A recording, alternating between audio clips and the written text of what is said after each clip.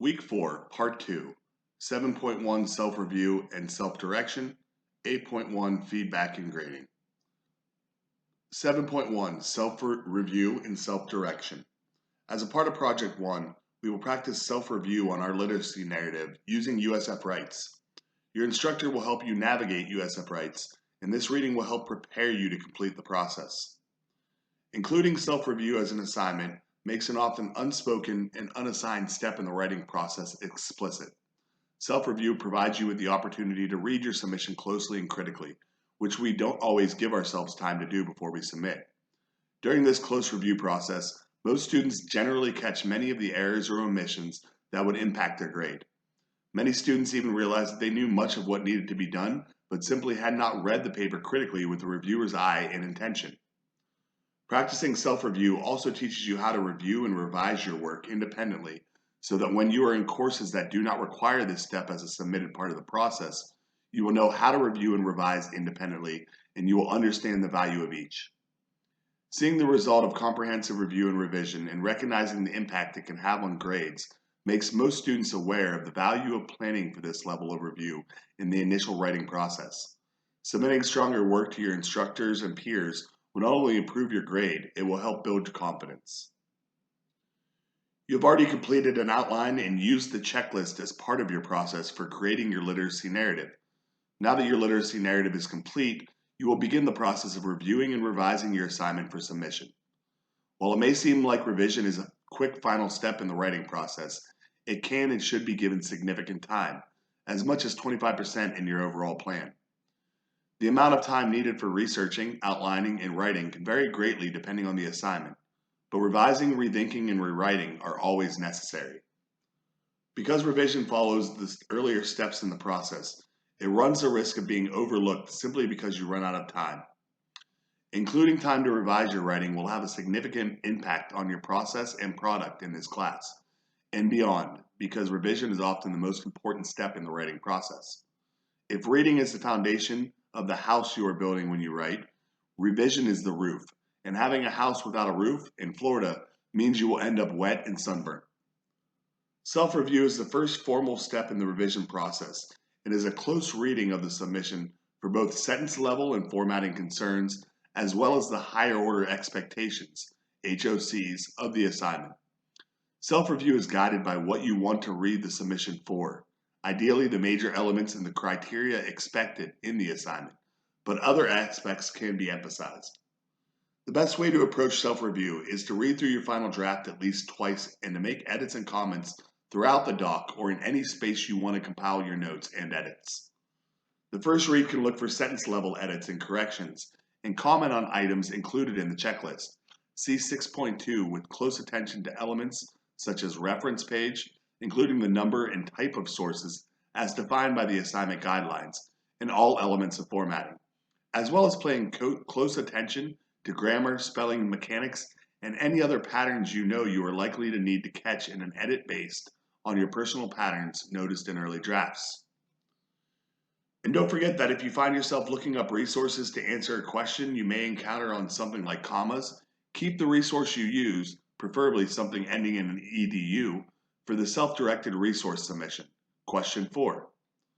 Sentence level errors and typos cannot be divorced from the overall expectations of the assignment because causing your reader confusion directly impacts comprehension and clarity.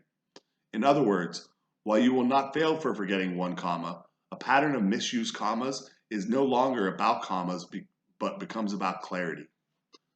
Now that you have caught and commented on the sentence level typos that can confuse your reader, you can focus on reading the story of your literacy narrative as a story and reading for the intellectual expectations of the genre and assignment, including consideration of how the assignment will be evaluated, which will move you into rethinking and revising. The second read for higher order expectations should include consideration of different elements based on the genre of the assignment. Depending on the assignment, a second read can look for elements such as fulfilling the assignment or answering the research question, an intro paragraph that introduces the topic or outlines the main points or states the thesis, main points that are in the best order, signal phrases with an appropriate verb, relevant source material, integration of source material, fulfillment of intellectual requirement for genre, analysis, synthesis, opposition, refutation, persuade, dissuade. Strongest arguments in the strongest order. Specific higher order elements of the literacy narrative include thesis. In addition to existing, it is strong and compelling. Narrative. Is it a good story that feels connected and engaging? Texts. In addition to existing, are they integrated without overshadowing their function, which is to impact you? Concision. How can you say something as concisely as possible? Clarify. Are individual points clear and is language readable? Creativity and innovation. Once the bread is baked, how can you add icing and sprinkles and candles? And then how can you turn on the music and dance as you eat it? Humor and imagery. What moves and choices are included to appeal to your audience, to appeal to your reader, in ways that are as informal as the genre and assignment allow? Audience awareness and appeal. What do you know about your reader and how can you tailor accordingly? In general, self-review can serve the function of cleaning up a paper for submission, but at best, it can polish a solid submission and create something strong and sophisticated. For the literacy narrative, make sure you fulfill that assignment, but because you outlined and clarified your thesis, you don't have to worry that the whole paper will need to be rewritten. Instead, your second read will be able to focus on story elements in order to make sure you add all the benchmarks and connections that engage your reader and create meaning. You can also focus on continuing to strengthen your thesis and clarify your relationship with literacy and the impact specific texts and experiences have had on you. After moving through the process for the first major assignment, you will develop your personal checklist for basics that can be used early in your revision process. And even when review is not assigned in a graded step, your product will benefit greatly by recognizing the need for this step and including revision in your plan. Because you will be reviewing your paper in USF Writes, you will be reading a PDF and making edits and comments on the document that you will then need to address in Word or Docs. You can read your paper in full in USF Writes, looking for sentence level typos or mistakes, and then pause to make the corrections before rereading the text for higher order elements. Or you can read the paper twice in a row in full, first looking at sentence level elements and then higher order elements before making the noted edits on your paper. Attempting to make the edits in Word or Docs while you read in Writes is probably less effective. Remember that although source material is not required for your literacy narrative, if any source material is included, it needs to be formatted according to MLA expectations, including a references page. Again, if you use any resources like USF Writing Studio or the Purdue OWL, make note of them because you will be able to use one of them as your self-directed supplement.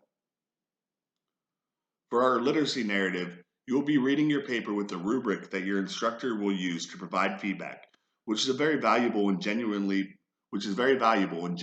prepares you in your submission for instructor review. You can always just submit a bad draft and make obvious edits, which will fulfill the requirement for the assignment, but do very little to strengthen your final submission. Or you can take advantage of the opportunity to improve your literacy narrative and practice self-review so that you can learn a skill that will improve all your future final submissions. Once you complete your self-review and make the edits, feel free to read through the polished draft one final time before your submission for instructor review. Careful readers and strong students often print their papers for a final read or read it out loud. If your completed literacy narrative is not uploaded and reviewed in USF Writes, you cannot earn points for your 7.1 reflection in Canvas. Self-directed supplements. You are here to learn. You can learn from the content, the assignments, your instructor, and your peers. But independent learning is necessary for deep learning that advances through cognitive skills and intellectual skills. And there are limits to how course content can serve individual needs. As you know, students come to USF from a wide variety of backgrounds with a range of skills and experiences. As a result, each student has different strengths and areas of confidence and different gaps in general learning. In some cases, students did not have access to resources and simply were not exposed to some skills or given the space to practice and develop them. In other cases, students may have had access but may not have been ready to learn. And of course, all students learn some skills that they forgot and haven't kept up with, like those fading taekwondo skill kicks and clarinet skills. A very important skill that will impact all student learning is learning to learn and taking ownership and responsibility for our learning. Admittedly, when you were in high school, you were there at least in part because you had to be there. That is no longer the case. You applied to USF, you were accepted to USF, you decided to attend USF, you were paying to be at USF and to learn.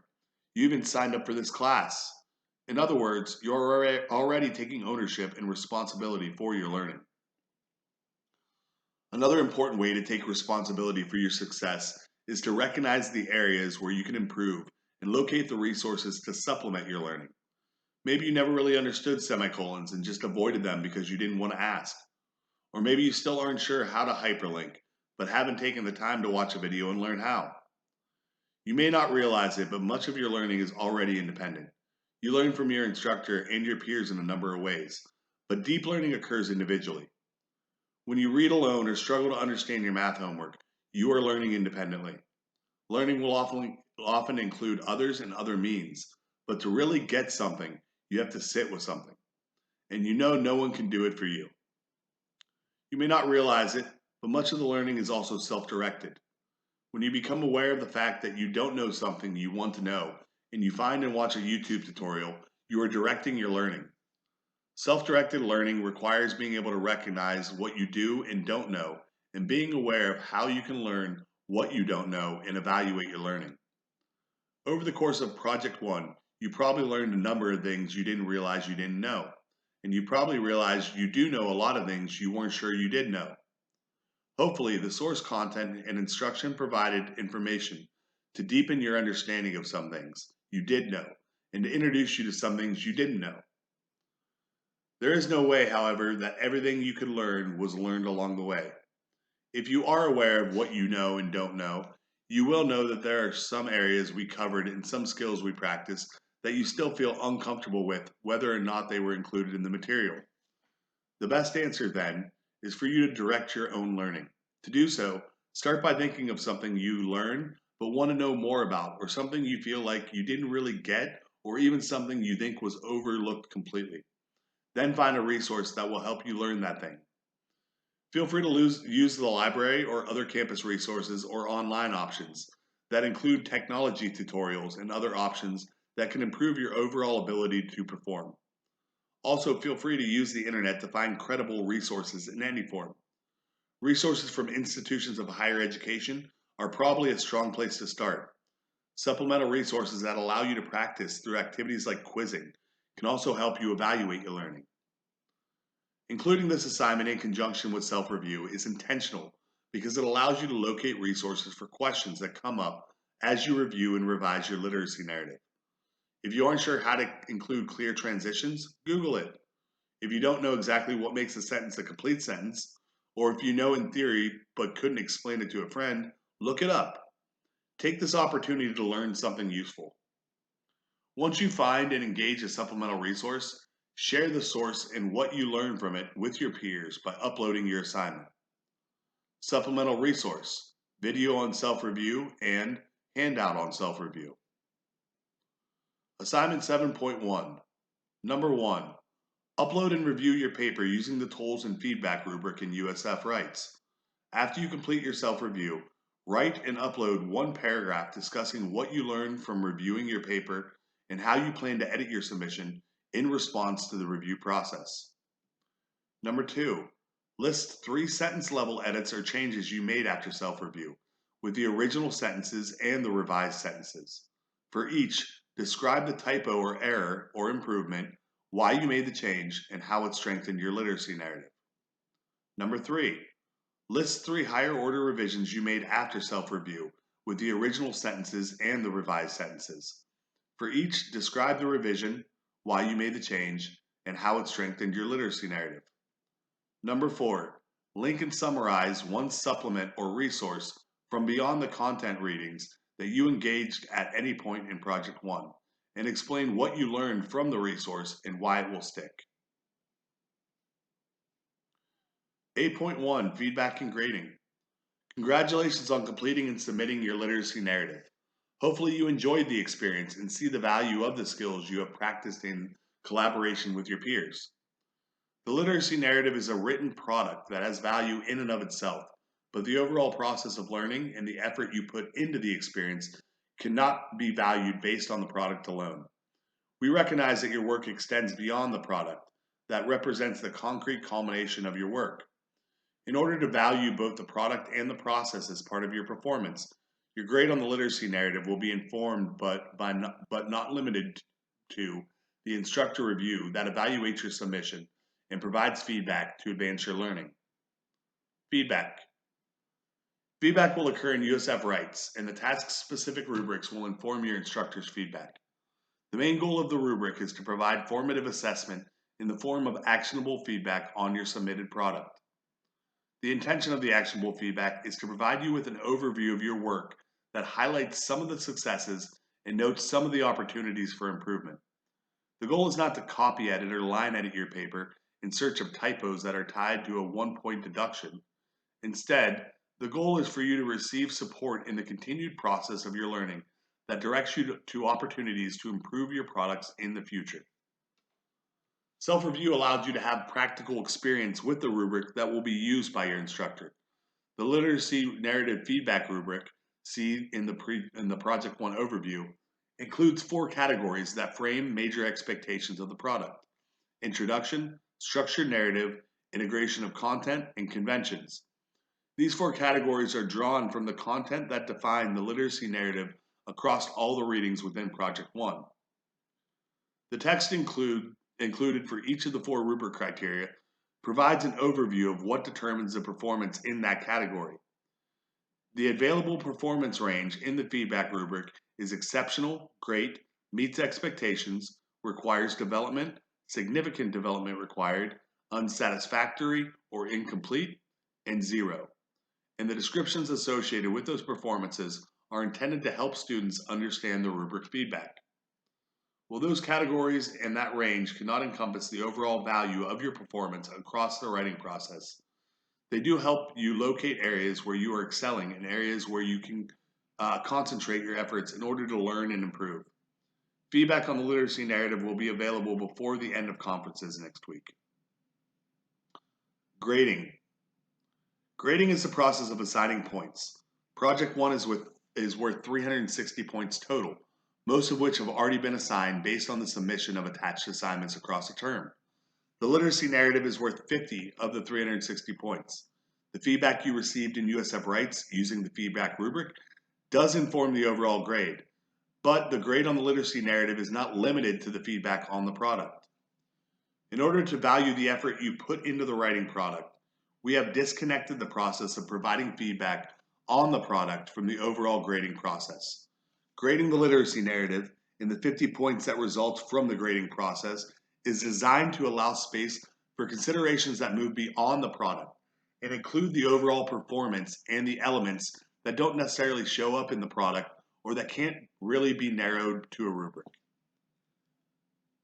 Making space for competencies to be valued within the grading process is important not only because it reinforces the development of competencies such as grit and conscientiousness and collaboration, but because it also allows students to work hard and learn and improve without failing only as a result of a product and a grading process that does not afford credit for the improvement in process and effort. These extra rubric criteria that tie to competencies can be demonstrated in numerous ways. The course content may come more easily to some students than others, but no learning can occur without some effort.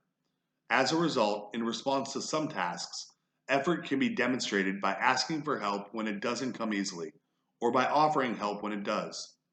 Each of these actions can be valued as part of the learning and writing process. In other words, in the cases where you get the material, you can help other students and take a leadership role by posting early, responding to the threads of others, participating in discussions, and encouraging your peers through peer review.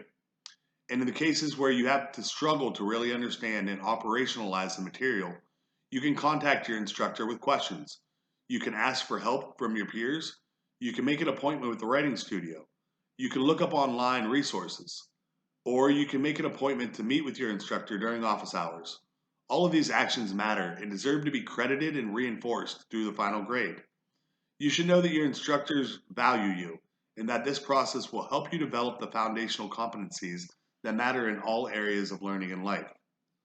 A very important part of the process that cannot be demonstrated in the product alone is the self-reflection that opens us all to deep learning. Throughout the tasks, we have included opportunities for different types of reflection.